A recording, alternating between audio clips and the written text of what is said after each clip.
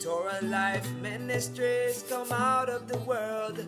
Messiah people seek the truth. Hello, everybody. It's Paul Neeson, your health watchman. Welcome to today's show. It's great to be here, and we have a great show today. And I teach about health, but really, health is more than just diet. Health is our life. It's our walk because we have to be healthy. Because the healthier we are, the more energy we're going to have. The more energy we're going to have, and the more we're going to be able to go out there and get the words out about Messiah. And isn't that what it's all about, everybody?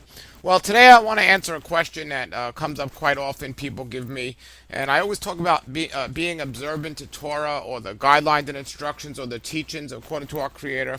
There are so many different translations according to the scriptures. I actually have a teaching out that I've done on this show, and I've talked about often is the mistranslated scriptures when it comes to diet and health that so many people take out of context. Well, no, there's nothing more than people take out of context than Paul's writing himself. And Paul's writings, many people say, well, he's not Torah observant or he's teaching people against Torah. He's not teaching people against Torah. Folks, listen, Paul was a Torah scholar. And the fact that he believed in Yeshua Messiah, who taught himself Torah, Yeshua taught the people Torah, and Paul believed in Yeshua, so he could not have been living against Torah or teaching people to live against Torah because he was telling people to live the way Yeshua Messiah told people to live. And if you see my videos on the internet, Yeshua said, that series I'm doing, we see Yeshua pointed people to do the Torah. But there's many different scriptures, and I want to take a look at one of them and how the translations mix it up and mess it up. And, yes, this is a health show, but if you want to be healthy, you got to be obedient to our Creator's words, right? Well, we're going to look at Romans today, Romans 3:27 specifically. And this is a verse that, one of the many verses that non-obedient people to Scripture want to use or justify or find their loophole to say they don't have to keep Torah or keep the guidelines and instructions. But I do have to say rightfully so, because many of the translations, they don't only point to that, they straight up forward say you don't have to keep it. And then you add on top of that most Christians don't even know what the word Torah means, and Torah doesn't mean law, it means guidelines and instructions, and that would clarify a lot of things up for people. But let's look what it says here. Now, first we gotta look at who Paul was, and most hopefully all of you know who he was and what exactly happened. His name is Shaul, actually, and he came from Jerusalem, and he was a scholar. He was a scholar of Torah, and he was persecuting the believers of Yeshua Messiah. But then he himself had an amazing event happen to him, and he started to become a believer of Messiah himself. You want to call that a Messianic Jew, whatever you want to call it, but that's what he became. Now, at that time, there were a whole bunch of sages and Pharisees, and Paul himself was a Pharisee, or at least training to be one. No, he was a Pharisee. We could safely say that. But there was at the time, the Pharisees and the sages were adding to the Torah. They were adding, and the scriptures say, "Do not add or take away from my word." And they were adding to it. So they were creating a legalism out of the guidelines and instructions of our Creator. And when the Bible talks a lot about law, they talk about man's law or man taking the word and adding to it. And this is what Yeshua talked about himself. I mean, one of the scriptures I get often when people say, oh, it's not what comes into our body, it comes out of our mouth so we could eat anything we want.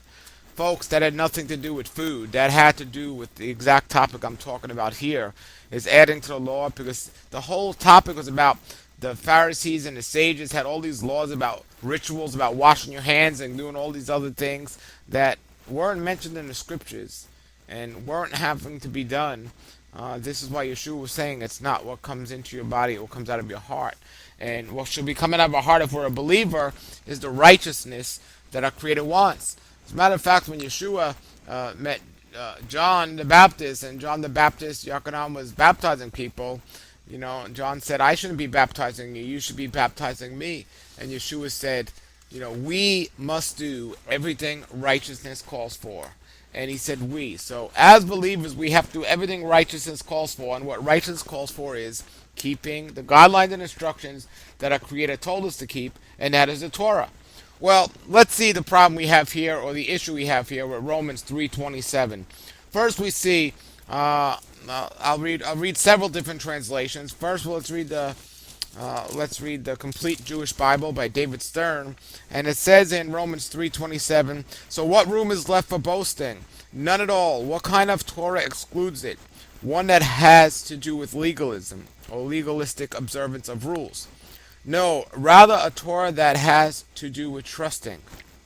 Now, I'm going to go on to continue to read 328 of Romans. It says, therefore we hold the view that a person comes to be considered righteousness by our Creator on the ground of trusting, which has nothing to do with legalistic observance of Torah commands.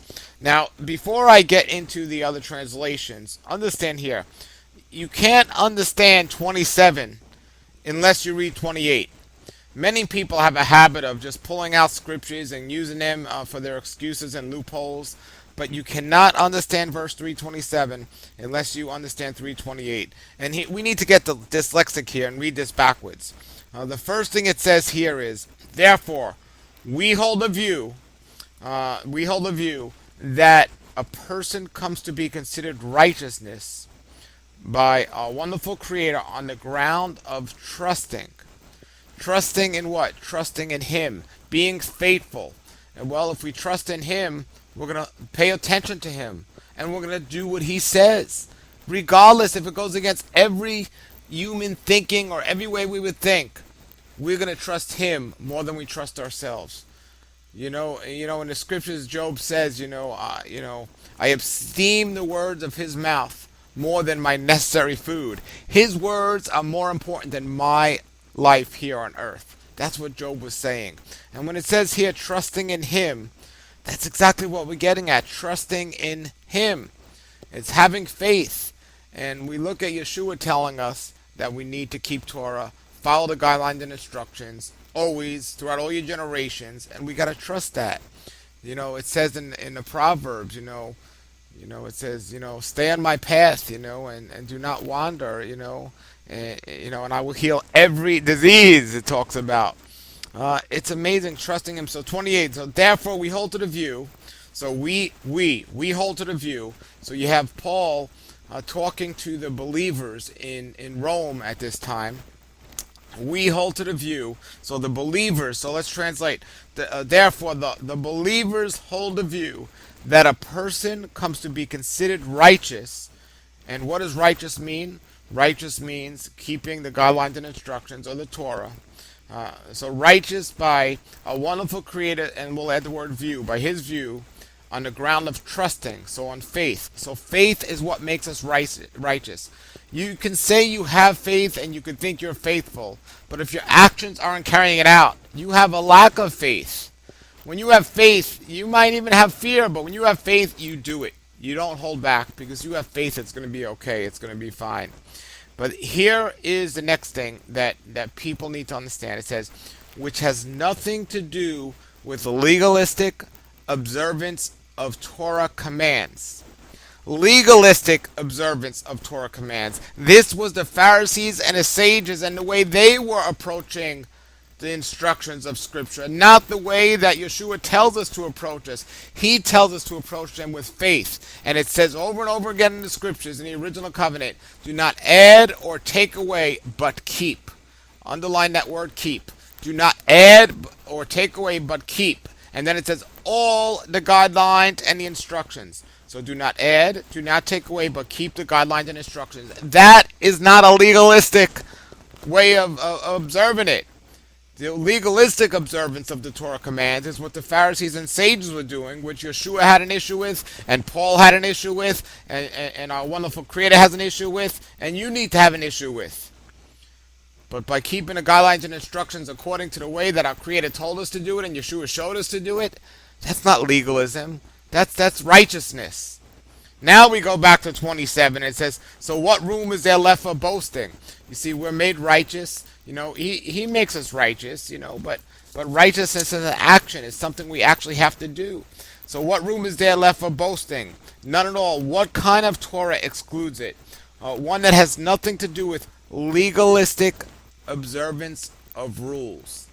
legalistic. If we took out that word legalistic, we'd have a completely different sentence there. It says, what kind of Torah excludes? Let's take out the word legalistic and see how it would sound. It says, one that has nothing to do with observance of rules. In that case, the scriptures here would be telling us we shouldn't be keeping Torah, we shouldn't be following Torah. But this is saying legalistic observance of the scriptures have nothing to do with righteousness. Just like Yeshua had a problem with the Pharisees and sages of that time, so did Paul here. No, rather a Torah that has to do with trusting, and that's to do with faith. Now we'll go to one of my favorite translations, the One New Man Bible, Revealing Jewish Roots and Power. And if you haven't seen these scriptures, get to my website, healthwatchman.com, because this is one of my favorite translations out there. And it clarifies it up a little. It says, where therefore, and remember everybody, this is Romans 3:27. Where therefore is boasting? It has been shut out through what son of... No, okay, let me say that again. Where therefore is the boasting? It has been shut out through what sort of Torah, and in parentheses it says teaching.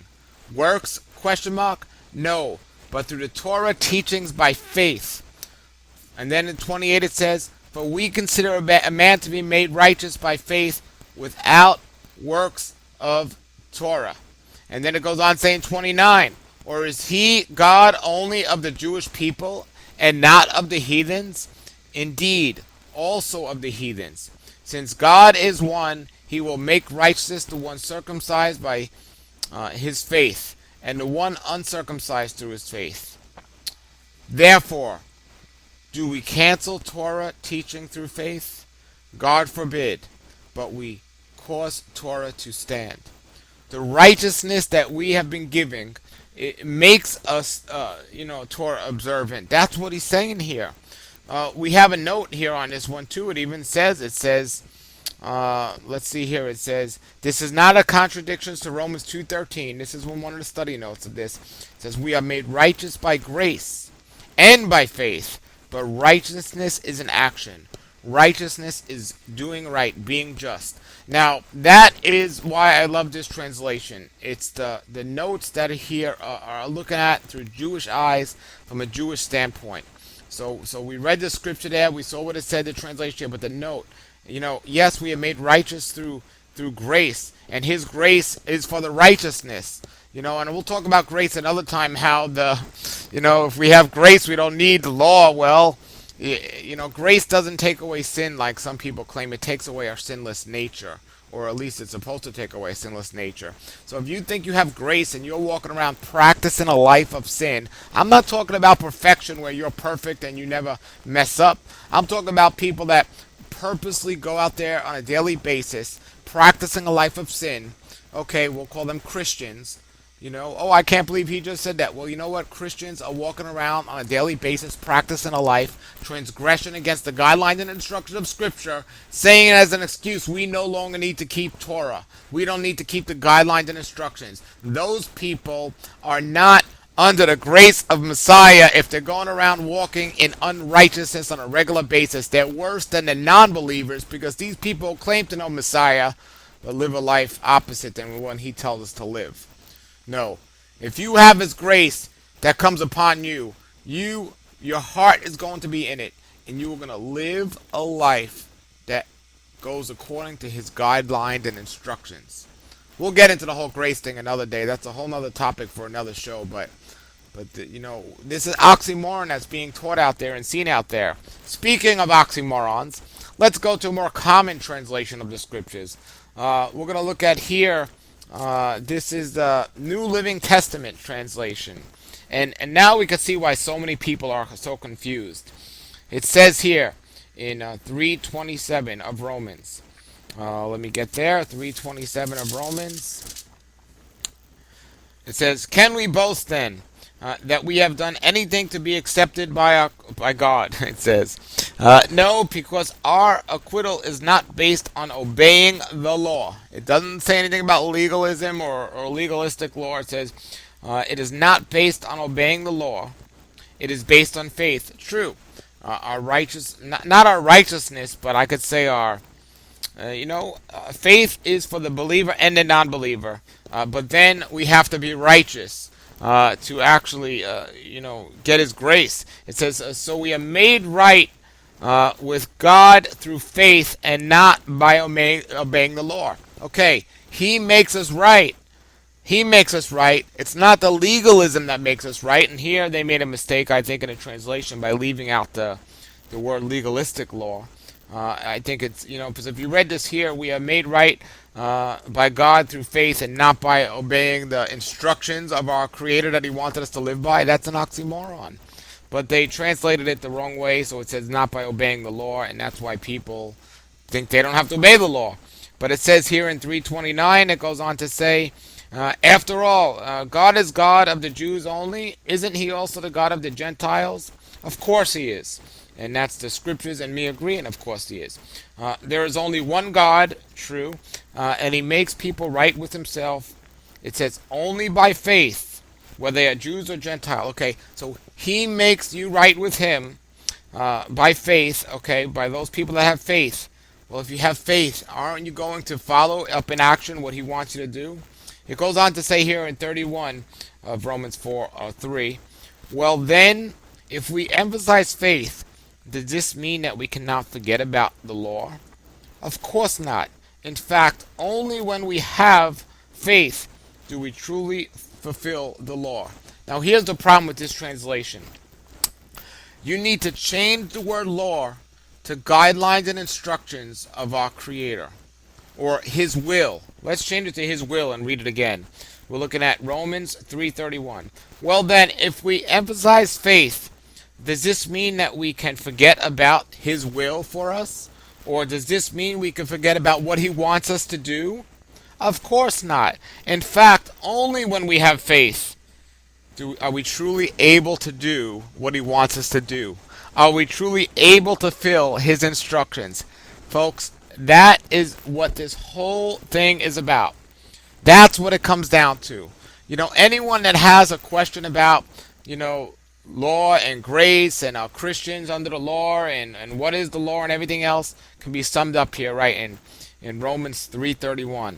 And we see the mistranslation and why so many people are confused.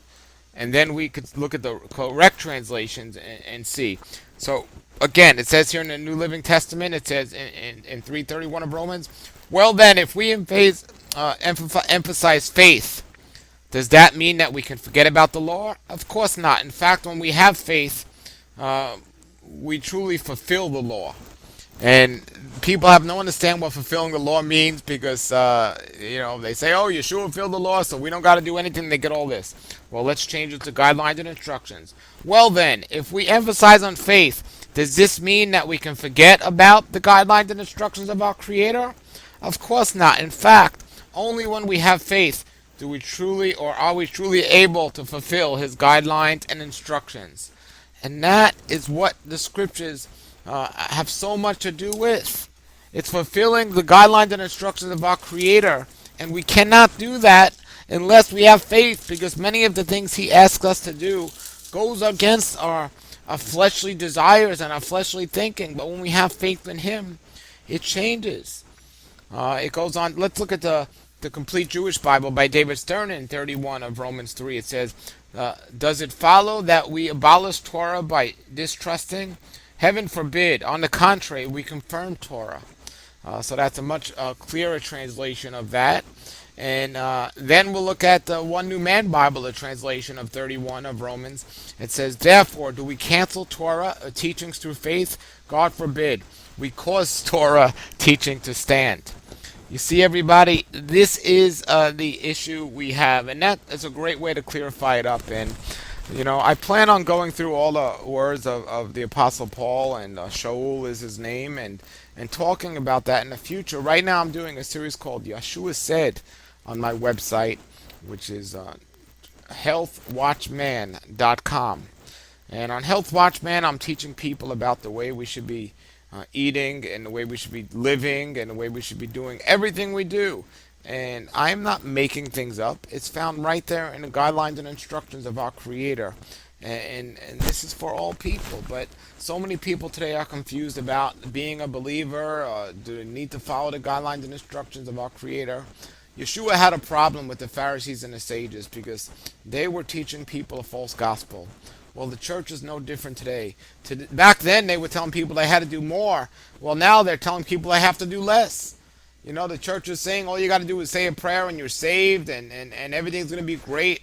No, first of all, once you're saved, that doesn't mean everything's going to be great. That means you got a heavenly place waiting for you, but you're going to come up to some challenges. But you have faith that this is the way that He wants us to live and what He wants us to do, and we are to be set apart in this world. And it's more than just saying some words, it's about living it out. That's what righteousness is all about, and that's what we need to let people know, and people need to understand.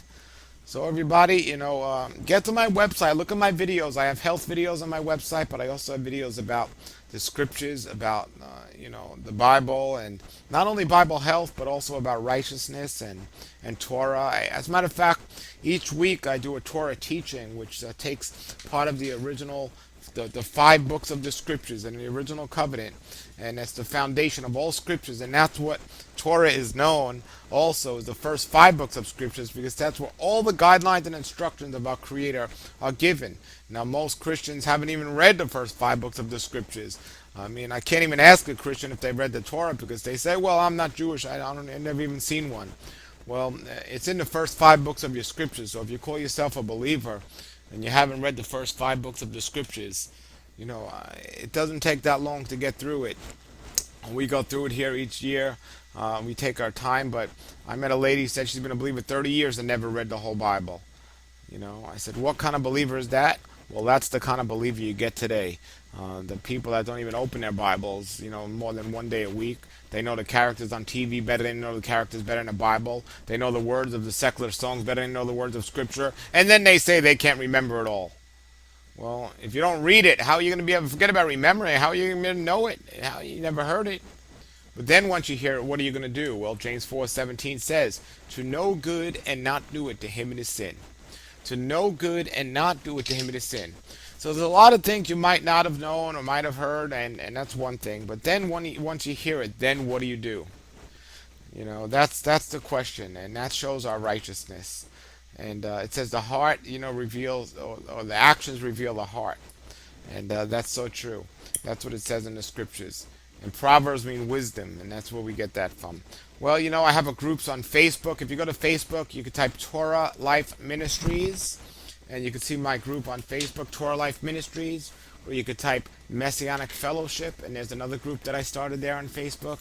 So if you have any questions, you can email them there, and a lot of people that know Torah will answer your questions, including myself.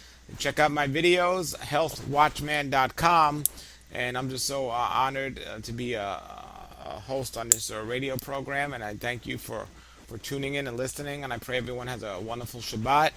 And if you have any other questions, remember everybody, also Monday evenings I do a live call-in show every Monday night, and you can go to my website, healthwatchman.com, and you can see more about that. But Monday nights I have a live call-in show. All right, everybody, this is Paul Neeson, your Health Watchman, saying have a wonderful Shabbat, have a great day, and shalom, shalom.